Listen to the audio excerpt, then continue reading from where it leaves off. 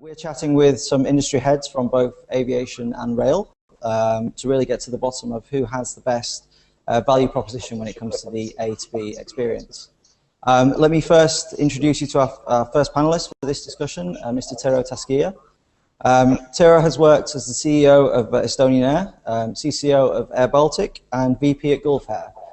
He has a wealth of knowledge and experience in the airline industry and is very ideal to give us some insight into passenger experience. Welcome, Tero. Yeah, thank you. Good morning. Great to have you on board. Secondly, I would like to introduce Jerry Angrave, who's the MD at Empafis. Jerry has worked in different sectors, helping businesses improve their customer insight and experience. He's led customer experience programs at places such as Lloyds Banking Group, and he has a unique cross-industry insight into the rail aviation passenger experience. So welcome along, Jerry. Welcome aboard.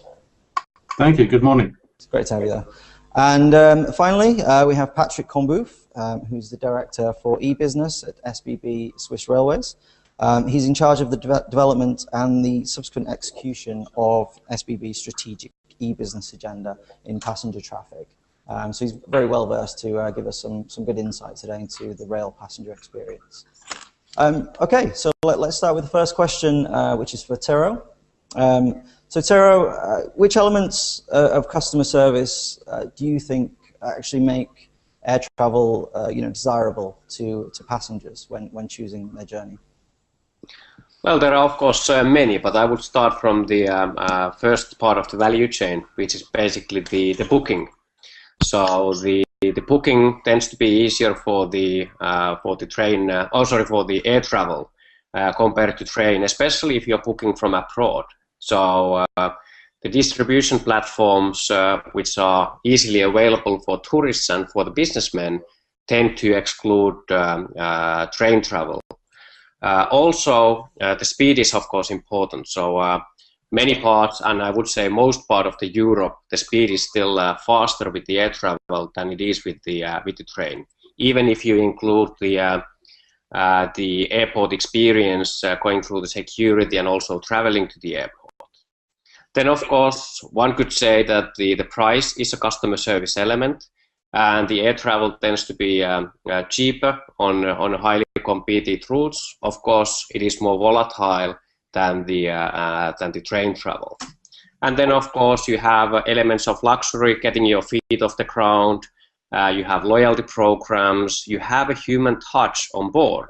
So, and that's a critical element. So even if the low-cost airlines, they try to sell you something and you don't get free food or coffee anymore, but still there is a customer interaction by the train staff at the inside the aircraft, and for some that's actually an important element as well.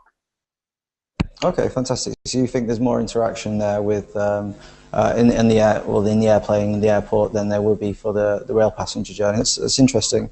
What are your thoughts on this, Jerry, from your perspective as customer experience sort of expert in this area? I think Tero is absolutely right in terms of the humanisation of air travel is so important these days. The bar of expectation is so high in terms of people know they're good.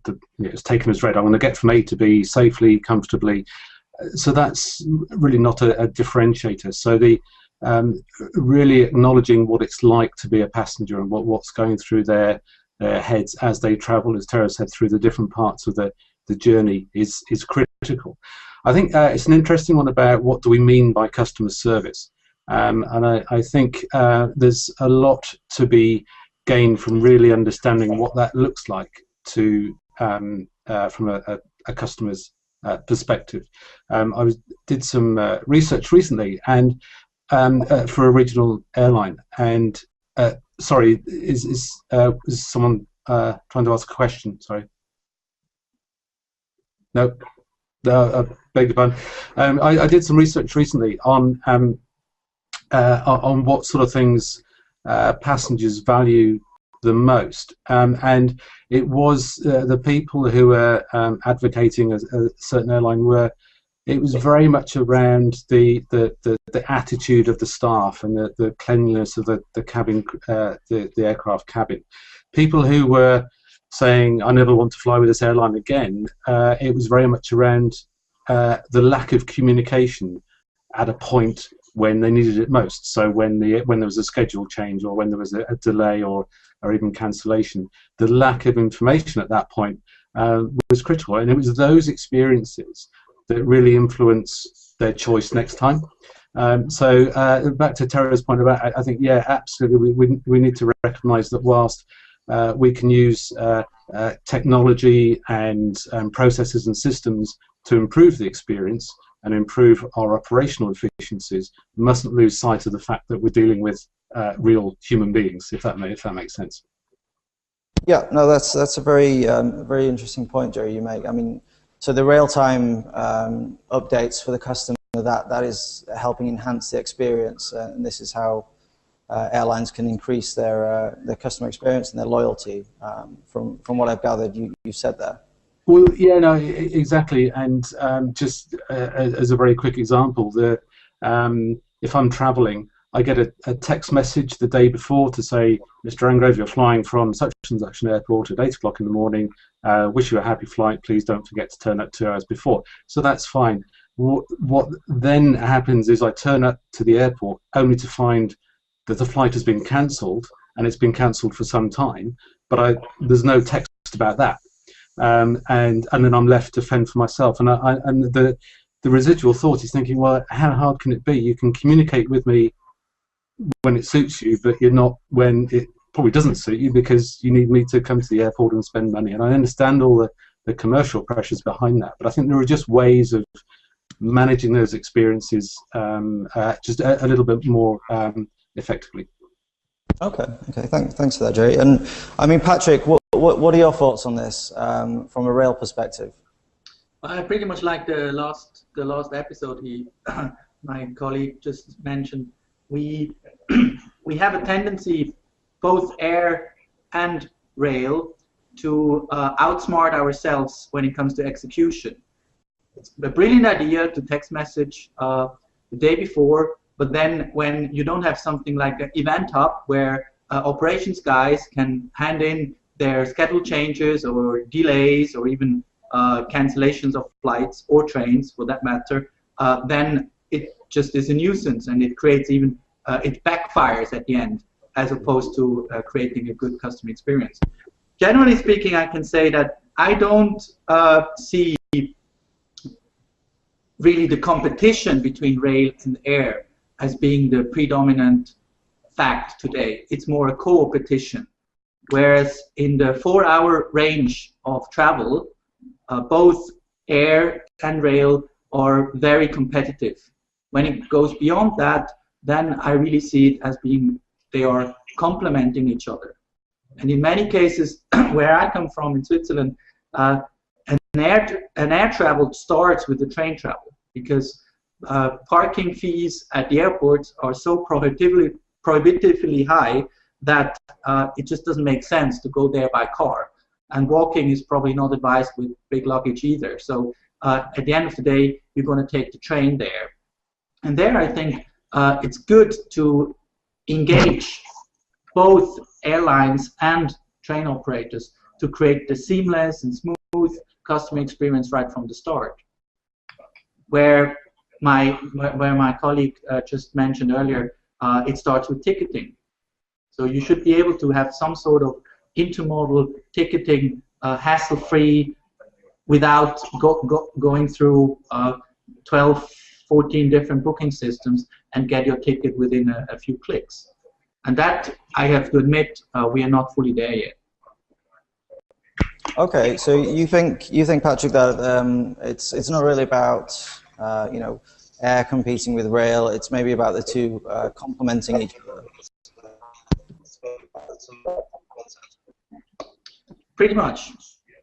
I mean, that's what we see being a small country in the middle of Europe, that whenever it comes to the 4-hour radius, so any travel between a Swiss metropolitan area to Paris, Frankfurt, Munich, Milano, there is a lot of market share to be shifted from airlines to rail, because with high-speed relations, we are in beyond or even on under the 4-hour radius, and with going to the airport, security measures, frequent delays, you are easy to beat that of rail travel by taking the train.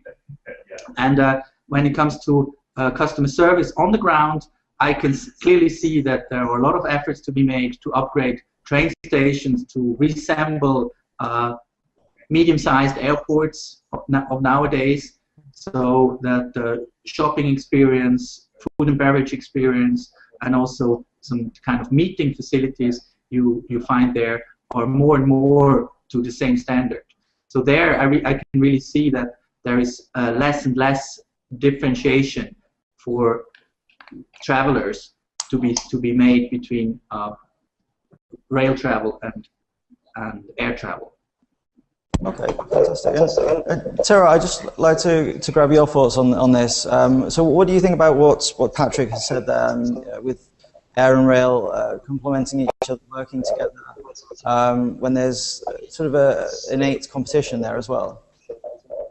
Well, I think the future will show that there will be more and more collaboration between the air and rail. So what we are going to see in the future is that we are losing flight services, especially frequencies, if not destinations, from regional cities, and those will be more and more connected via basically trains to the major hubs like Zurich, Munich, Frankfurt, and the others.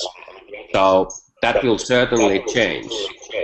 But what I also see that there is a little bit of a paradox in a way that the train stations are transforming themselves into the airports. And that basically means that you lose the speed of travel at the premise, because obviously then the train connections and the train stations try to get the customer as early as possible to the train station to get them to spend the money so they get the return on investment. And therefore they are now starting to suffer from the same situation what the airlines are now suffering from, that we are forcing the customer to come to the airport and to check in too early, if you like. So do you see rail travel in a sort of a similar situation that air travel would have been in maybe 10, 15 years ago, obviously with the recent liberalization of the rail market in Europe? Yes. Yeah, on certain areas, obviously it is far behind. On certain areas, like a technology, customer service, it's only a few years behind. So of course, it depends what we are talking. But I think the train travel becoming more and more free market, then it will see rapid changes in the future. Okay, that's interesting. And it's just going back to Jerry for your insight into this. I mean, how do you see the future passenger experience in sort of the next 5-10 years between rail and plane journeys? How do you see that panning out? Do you see improvements there? I think there has to be honest, and I think as Patrick pointed out, there's a point at which rail and air overlap in terms of when I'm making a choice to travel over a certain distance in a certain period, and I think beyond that, then certainly for shorter distances, rail travel, I think it's probably its biggest competitor. It's probably its own attitude in terms of the service delivery. I think there are lots of potential alternatives to rail travel that will emerge, and that's not just about using road and other, but it's the way people are working. If we look at the reasons why people are taking those short journeys, particularly business passengers and increasingly kind of leisure people, it's kind of to meet other people. And in today's world and over the next 5-10 years, a lot more of that is going to be done using the technology that we're using right now. So people will probably, certainly in business, will be prepared to meet face-to-face less and less. And we're already seeing that. A lot of organisations have say a day a month where there's a no travel policy, and that itself is prompting the greater use of technology, and there will be a legacy from that, and that will hit the or has the potential to hit rail companies hard. I think in terms of the airlines, it's there's a lot of investment in technology, and which is fantastic, and the experience of flying is so much better than it was a few years ago. But I think again, it's got to be people-led and not technology-led for the sake of it. And for example, one of the big carriers in the States has recently launched an app that allows you to track your baggage, so that when it's lost, you know where it is. To my mind, that's kind of solving the wrong problem. As a passenger, that just flags up. There's such a high certainty that we're going to lose your bags that we've invested in creating an app to tell you that when you're on your flight from London to Singapore, your bag's on its way to Los Angeles. So I think there's a real a balance between the technology and actually what people really value. And I think that the value proposition, to go back to your original question, the value proposition is really based on understanding what the people mean by value, what's of value to them. Okay, fantastic. So it's what the customer needs and serving that value proposition there. Can I ask about how do you see the train travel commercializing in the future? And by that, what I mean is that when you have a more liberal markets, you start to compete more and more with the prices. And the advantage of the rail travel now has been that it's more or less fixed price. And let's say the burden what the airlines have is they have the revenue management. So having different price levels. And one airline cannot do it if not all the other airlines don't do it. So is there a risk that the airlines, the trains are moving into that direction? Well, of course, the yield management is not a topic which is completely unknown in the rail industry for years now. I can clearly say from a train operator who runs an open system, meaning no reservation required, you can board any train on a particular route during the day with your ticket. This will definitely have a tremendous shift of the way we do business, the way we commercialize, should we embark on such a move. So far, what we have experienced is we tried different things with off-peak pricing. Basically, we took the normal price and just in order to have some sort of shift out of the peak hours, for example, we just had discounts, sometimes even heavy discounts, up to 80% of the normal fare. And there I can clearly see and state that this is not really either not helping to really solve an issue we have today at peak hours, where we produce more passengers than we have seats. And of course, that was a cat. That was nice. I'm sorry, that's me. Well, no, it's not me. It's my cat. I do apologise. It's cool. Next time we wanna have a chat with the cat. So, and of course, even by still producing more people on the train than seats, but you earn less by adopting the off-peak pricing. That is not really a win-win situation.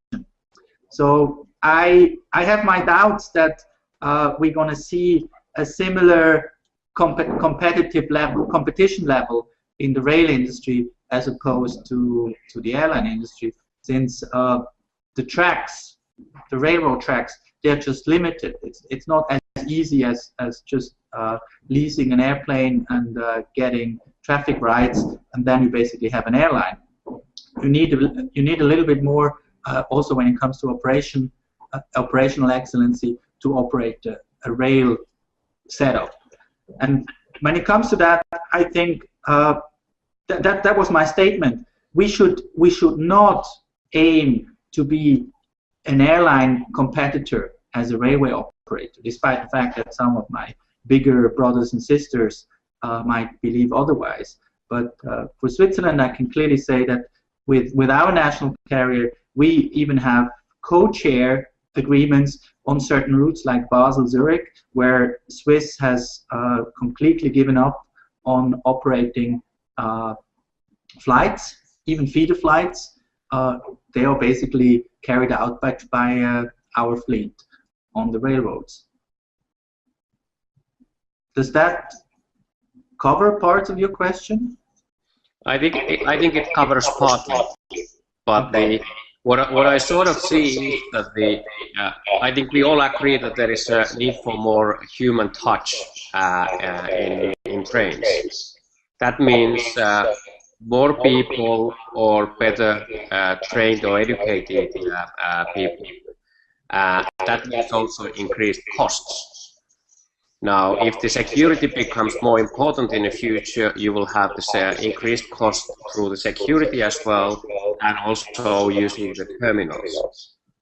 So, and then you add into that mix, you add the price pressure from the potential competition, and you end up in the same sort of complexity as the air travel is facing now. And I'm just thinking that how are you going to solve it, and especially if you lose the subsidies by the governments. Well, I mean, there's a pretty simple math we do. We have analyzed our assets, mainly the reach, the network, but also touch points. We have about 60, 70 touch points where our 1 million customers we have per day are somewhat, we can somewhat get in touch with our customers. So, and if you apply digital levers like access, like mobile marketing, like navigation, like the whole mobile commerce issue, but also things like digital media, ambient media, there we truly believe that there is a lot more to be made, paid by the B2B2C world as opposed to the end customer itself. And that again could easily, if applied correctly, could easily offset part of the subsidies you just mentioned. But then again, I wouldn't call it, in our case, it's not really considered subsidies. It's like the government funds infrastructure projects like bridges, like roads, like schools. There's of course also a tendency to clearly distinguish between the operation of the rail service as such and providing the infrastructure underneath, like the rails and the tunnels and whatever it needs to really have a functional infrastructure for transportation, both on roads as opposed to, and railways. And there I can clearly see that even today there is actually, in Switzerland, there is no subsidies on the long distance trains. They pay for the use of the railway lines. I mean, our long distance operation pays and has, of course, make money by with the customers to basically offset those costs. So I think there we are pretty much we're playing in the same league as other means of transports, mainly on the means of land-based transport, like the roads.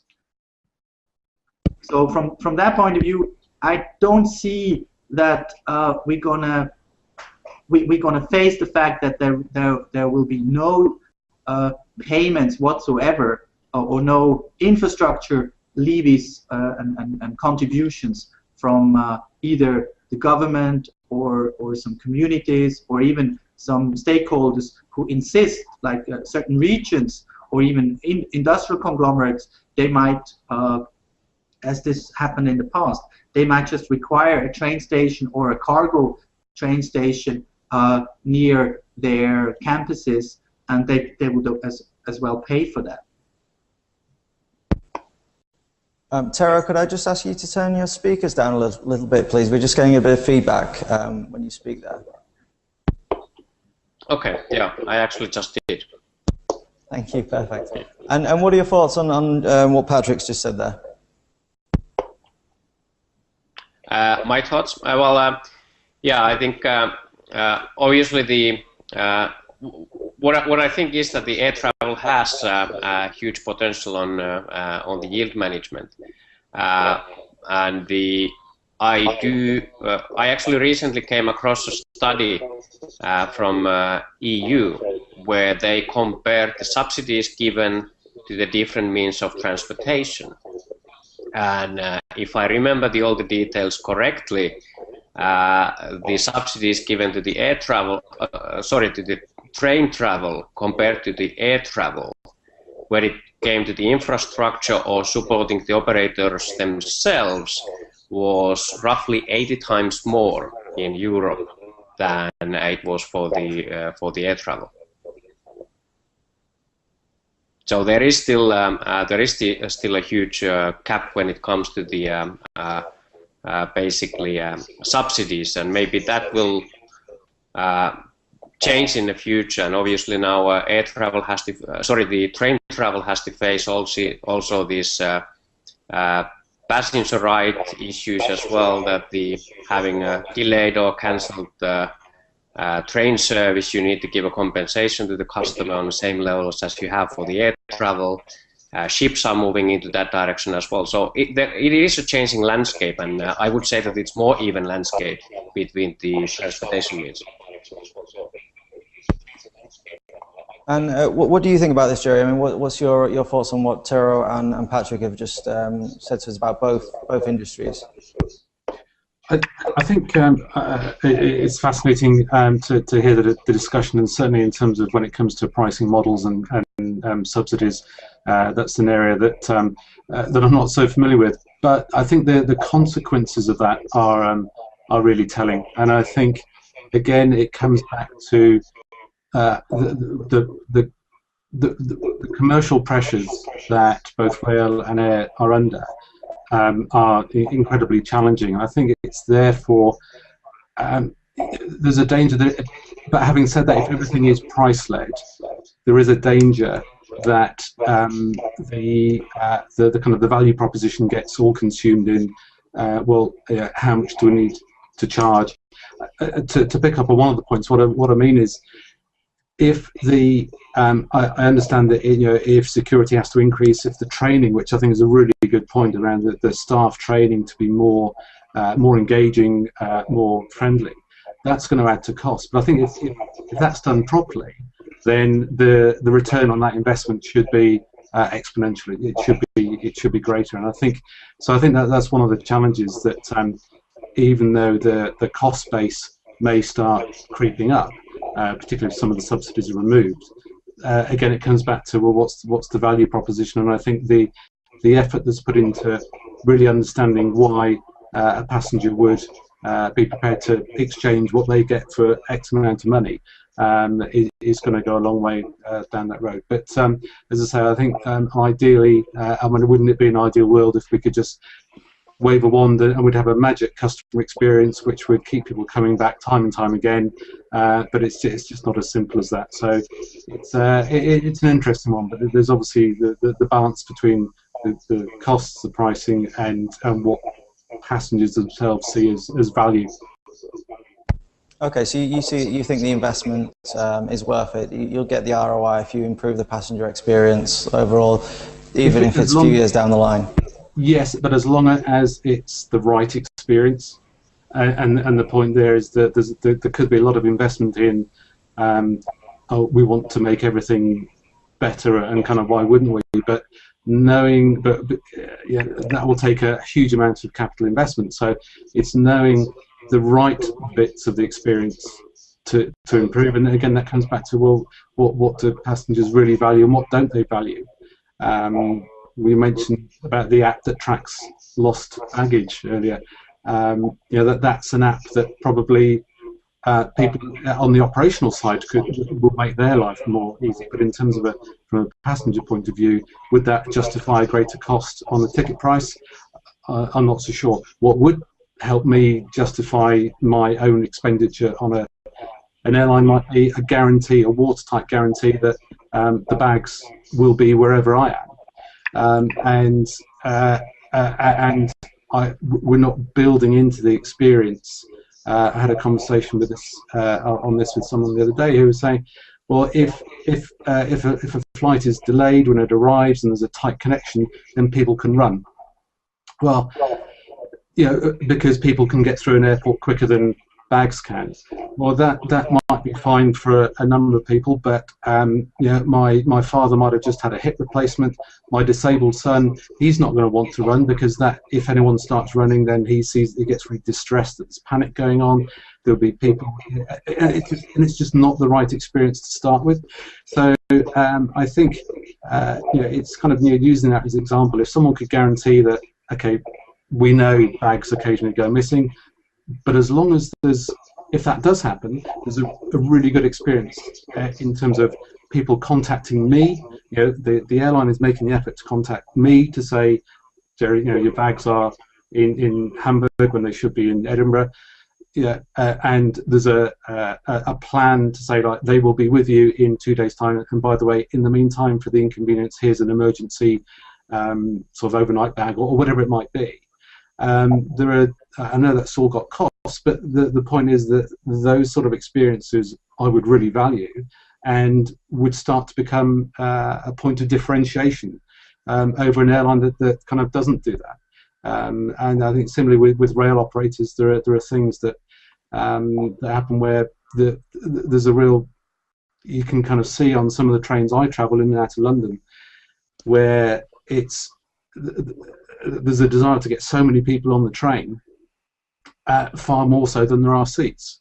So I'm paying a not inconsiderable amount of money to stand shoulder to shoulder in a drafty corridor that happens regularly, and that just doesn't seem right. And it's kind of that's taken over. That's the way we do things. That's picking on one particular train operator. I'm not saying they're all like that by any stretch, but what I'm thinking is that when things don't go quite according to plan, then the pricing side of it just needs to have a little bit more flex and a little bit more of a longer term view on when that payback will come, rather than looking at today's metrics, today's performance, today's turnaround times, today's on-time arrivals. It's kind of it's about taking a longer term consideration over the return on that investment. Okay, Jerry. So it's you're talking about really disruption management, how to manage things, when things go wrong from both perspectives, really. Yes. Yeah. Do you guys have any thoughts on this or any questions for Jerry? No, I fully agree. I mean, at the end of the day, it's a magic moment if something goes wrong. How the operator or the attendants and the staff are reacting to that. And I think what Jerry just said is that if you empower your employees to apply common sense and not apply yield management as a paramount priority, then you have a good chance to win the customer's loyalty for good. And there, I think both railway operators as well as airlines, they could still do a bit more to empower their employees who are at the front when it comes to customer interaction. Yeah, there are a couple of good examples. I recently basically flew with Lufthansa to Munich, and when I basically came off the aircraft, I was met by the customer service agent who told me that your bag will arrive in 2 hours. So would you like us to take your bag into your destination, or can we offer you to stay in our lounge for 2 hours at the airport and then pick up your bag when it arrives? And I thought that was actually quite neat. So they gave me an option, and they also demonstrated that they know where my bag is, and they also want to sort of take care of me and approach me. So I thought that was quite neat. On the delays and the other things we experienced with the Estonian Air, we did basically a test where we automatically, when your flight was more than 20 minutes delayed, send you an SMS saying that we apologize for the delay. We promise to do better next time. And by the way, here is a code for you to get 15% discount on your next purchase. And we had 80% of the customers were happy. And we basically had 10% of the customers actually used the discount coupon. But then we had this 20% of the customers who basically started to say that this is the most stupidest thing you have. How can you do that? And you don't really value my time. 15% is not enough. So you got a lot of complaints. So handling the 20% became so expensive that more expensive than actually giving away the money and giving the discount, that we decided to stop. Interesting. Okay, that's interesting. You obviously you have to decide. Well, you can't have it either way. You either you offer a discount, or that they complain. You don't offer a discount, they still complain. Does anybody have any questions for Tero on that?